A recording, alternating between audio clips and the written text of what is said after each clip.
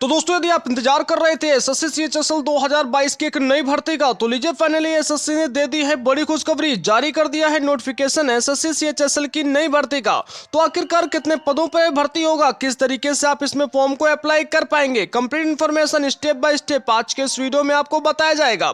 वहीं अगर आपने एसएससी सीएचएसएल का फॉर्म भरने में बड़ी गलती कर दी तो डेफिनेटली आपको पछताना पड़ सकता है। तो क्या है कंप्लीट अपडेट, जानने के लिए वीडियो को पूरा लास्ट तक देखिए। अगर आपको जानकारी अच्छी लगे तो वीडियो को लाइक करके चैनल को सब्सक्राइब जरूर कर लीजिए। नमस्कार दोस्तों, मैं रवि सिंह और आप देख रहे हैं talk with Ravi YouTube channel. चलिए आज का वीडियो हम स्टार्ट करते हैं। दोस्तों सबसे पहले तो हम आ चुके हैं एसएससी की ऑफिशियल वेबसाइट पर। अब यहाँ पर आने के बाद हम देखते हैं कि अभी अभी कुछ ही मिनट पहले हमें एक नोटिफिकेशन देखने के लिए मिलता है। तो चलिए जल्दी से इस नोटिफिकेशन के ऊपर क्लिक कर देते हैं, जो कि एसएससी सीएचएसएल की नई भर्ती का है।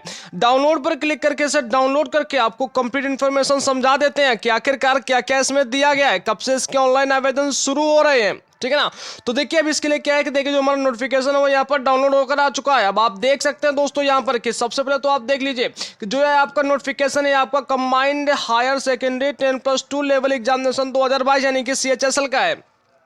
अब अगर यहाँ पर आकर आप इस टेबल को देखते हैं तो इस टेबल को देखकर आप सारी डेट्स का अंदाजा लगा सकते हैं कि यहाँ पर जो इसके ऑनलाइन आवेदन है वो 6 दिसंबर से प्रारंभ हो चुके हैं और 4 जनवरी 2023 तक चलने वाले हैं। लास्ट डेट भी यहाँ पर आपको देखने के लिए मिल जाएंगी। इसके अलावा दोस्तों अगर आपके फॉर्म में किसी प्रकार की मिस्टेक भी हो जाती है तो फाइनली एसएससी ने यहाँ पर सीएचएसएल में करेक्शन विंडो का भी ऑप्शन दिया है, जो कि आपका 9 जनवरी से और 10 जनवरी 2 दिनों के लिए ओपन किया जाएगा। तो फॉर्म में गलती को भी आप आसानी से सुधार कर पाएंगे।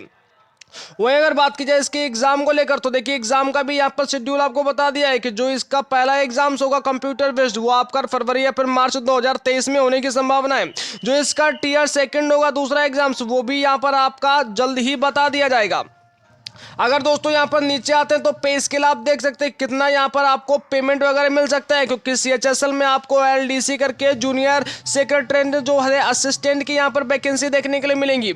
इसके अलावा दोस्तों देख सकते हैं कि data entry operator grade A के लिए यहाँ पर आपका डाटा एंट्री ऑपरेटर डीईओ के लिए कितना कितना आपको यहाँ पर पेमेंट किया जाएगा। इसके लिए अगर हम वैकेंसीज के बारे में बात करें तो दोस्तों आप देख सकते हैं कि वैकेंसीज का जो एक कॉलम आपको देखने के लिए मिल जाएगा कि आखिरकार सीएचएसएल में कितनी वैकेंसीज हैं।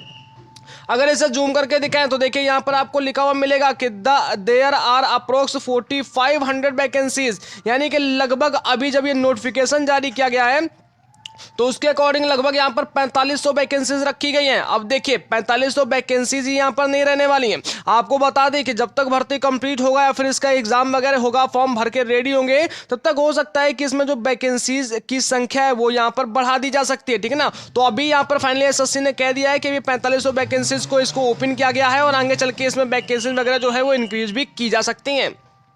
अगर दोस्तों रिजर्वेशन की बात की जाए तो यहाँ पर कई सारा अपडेट आपको दिया जा रहा है। ठीक है, तो इसे आप ध्यानपूर्वक नोटिफिकेशन में पढ़ सकते हैं। ठीक है, तो चलिए ये तो बात हो गई दोस्तों यहाँ पर एज लिमिट के बारे में। आप यहाँ पर सारे डिटेल जो है वो यहाँ से आप ले सकते हैं।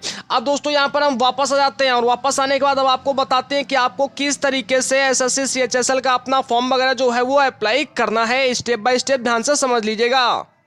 तो दोस्तों सबसे पहले आपको बता दें कि जब आप एसएससी में किसी प्रकार के फॉर्म को अप्लाई करने के लिए आते हैं तो सबसे पहले एसएससी में आपको एक वन टाइम रजिस्ट्रेशन करना होता है। ध्यान देने वाली बात यह है कि एसएससी में केवल एक बार ही रजिस्ट्रेशन होता है और उसी रजिस्ट्रेशन के आधार पर एसएससी के आने वाले जो फॉर्म्स होते हैं, जो वैकेंसीज होती हैं, उसमें आसानी से फॉर्म को अप्लाई किया जाता है। तो अगर आपने अभी तक अपना एसएससी में रजिस्ट्रेशन नहीं किया है, कोई भी फॉर्म वगैरह अप्लाई नहीं किया एसएससी में, तो सबसे पहले जो आपका वन टाइम रजिस्ट्रेशन है उससे आप एसएससी में आसानी से कर लीजिएगा।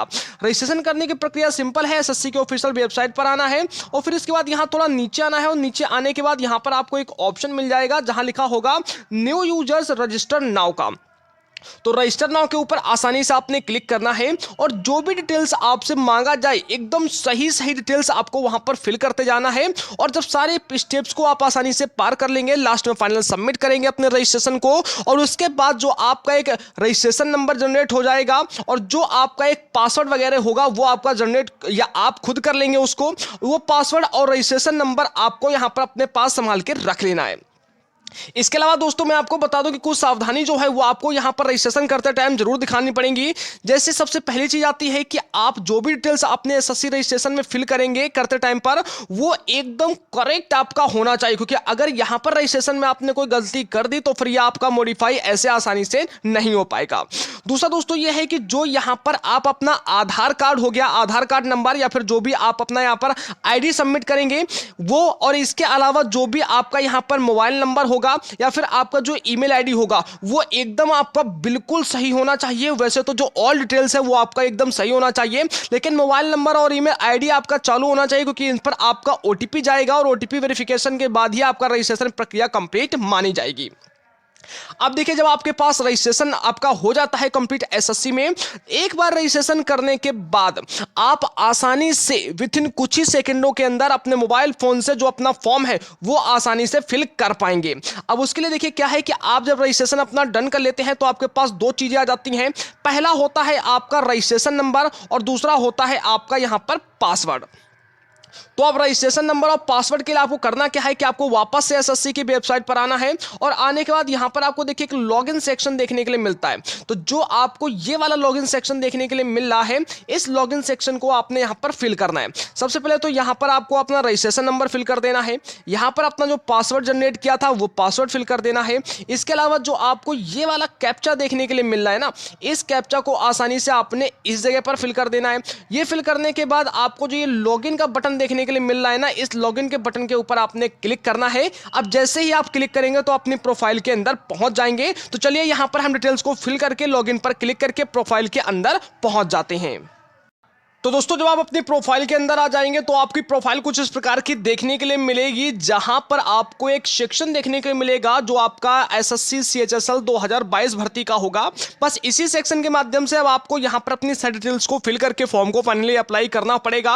अब देखिए यहां पर सबसे पहले आपको एक ऑप्शन देखने के लिए मिलता है, मैं आपको टिक करता हूं। जो ये अप्लाई का आपको ऑप्शन देखने के लिए मिल रहा है, इस अप्लाई के ऑप्शन पर सबसे पहले आपने क्लिक करना है। चलिए दोस्तों, जैसे ही देखिए आप यहां पर अप्लाई के ऑप्शन पर क्लिक करते हैं तो आपके सामने आपका जो फॉर्म है पूरी तरीके से यहां पर ओपन होकर आ जाता है। अब देखिए यहां पर क्या मिलता है आपको कि जो आपने एसएससी रजिस्ट्रेशन करने में जितना भी डिटेल्स आपका फिल किया है वो ऑटोमेटिक यहां पर डिटेल्स आपका सब कुछ पहले से सबमिट हो जाएगा। अब देखिए यहां पर आपको कुछ स्टेप्स को आगे बढ़ाना पड़ेगा। उनमें से जैसे सबसे पहली चीज आती है कि आपको यहां पर दो तीन चीजें टिक करनी पड़ेंगी कि आपका अब क्या क्या चीज यहां पर है, कोई आपका सर्टिफिकेट अलग से तैयार तो नहीं हुआ है।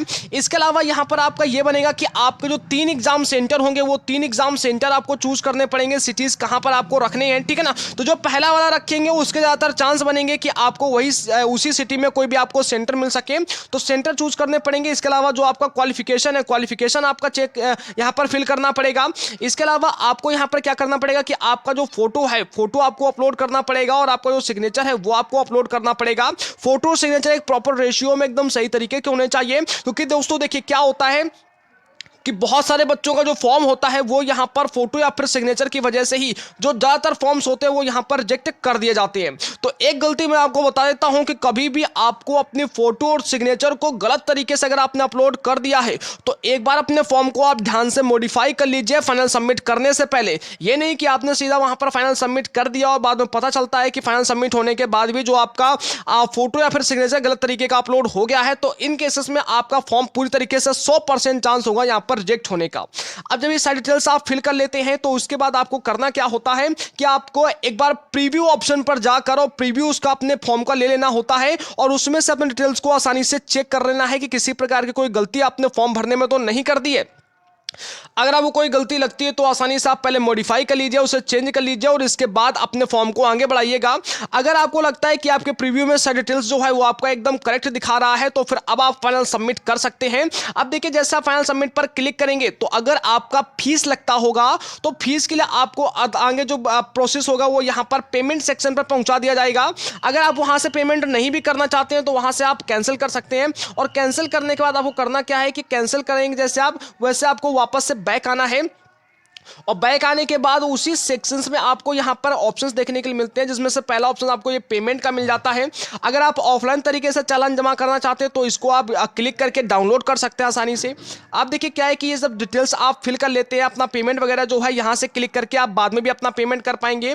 इसके बाद जब डिटेल्स आपका सब कुछ फिल हो जाता है तो फिर यहाँ पर जो आपका पेमेंट स्टेटस है इसे एक बार आप ध्यान से चेक कर लीजिए। अपने फॉर्म का यहाँ से आसानी से प्रिंट आउट ले सकते हैं। अपने फॉर्म का जो एप्लीकेशन स्टेटस है इसे यहाँ से चेक कर सकते हैं कि आपका फॉर्म पूरी तरीके से सक्सेसफुल सबमिट हुआ है या नहीं हुआ है। पेमेंट स्टेटस में आपको बता देगा कि आपका पेमेंट यहाँ पर कंप्लीट डन हुआ है या नहीं डन हुआ है। और यहाँ पर एप्लीकेशन स्टेटस आपको बता देगा कि आपका जो एप्लीकेशन कंप्लीट है वो पूरी तरीके से हुआ है या फिर नहीं हुआ है। तो दोस्तों ये था आपका पूरा प्रोसेस कि यहाँ पर किस तरीके से आप आसानी से एसएससी सीएचएसएल का फॉर्म अप्लाई करेंगे। अब अगर बात की जाए कि कौन सी ऐसी बड़ी गलती है जो कभी भी आपको एसएससी सीएचएसएल का फॉर्म भरने में कभी भी बिल्कुल भी नहीं करना है, तो देखिए इसके लिए आपको सबसे पहले ये देखना है कि आपको कभी भी दो अलग अलग रजिस्ट्रेशन से दो फॉर्म वगैरह जो हैं उन्हें अप्लाई नहीं करना है। इसके अलावा आपकी फोटो और सिग्नेचर एकदम क्लियर होने चाहिए। जब आपको लगे कि आपका सारा डिटेल्स एकदम फिल हो गया है तभी आपको यहाँ पर अपने फॉर्म को फाइनल सबमिट करना है। अदरवाइज एक बार आप प्रीव्यू लेकर उसे चेक कर लीजिए, क्योंकि अगर आपके फॉर्म में किसी प्रकार की गलती होती है तो या तो आपका एडमिट कार्ड ही रिलीज नहीं किया जाएगा या फिर आगे चल के डीवी यानी कि डॉक्यूमेंट वेरिफिकेशन में आपको बाहर का रास्ता दिखाया जाएगा। उम्मीद है दोस्तों कि आपको जानकारी पसंद आई होगी। किसी प्रकार की क्वेरी लगती है तो आप प्लीज अपना कमेंट जरूर कीजिएगा हमें एक बार, यहाँ पर हम आपकी क्वेरी को सॉल्व करने की पूरी कोशिश करेंगे। धन्यवाद दोस्तों। अगर आपको जानकारी अच्छी लगी हो तो वीडियो को एक लाइक कर दीजिए, साथ में चैनल को सब्सक्राइब कर लीजिए ताकि ताजा अपडेट आप तक को सबसे पहले यहां पर प्रोवाइड होता रहे। धन्यवाद दोस्तों, जल्दी मिलते हैं एक और नए अपडेट के साथ में एक और नए वीडियो में।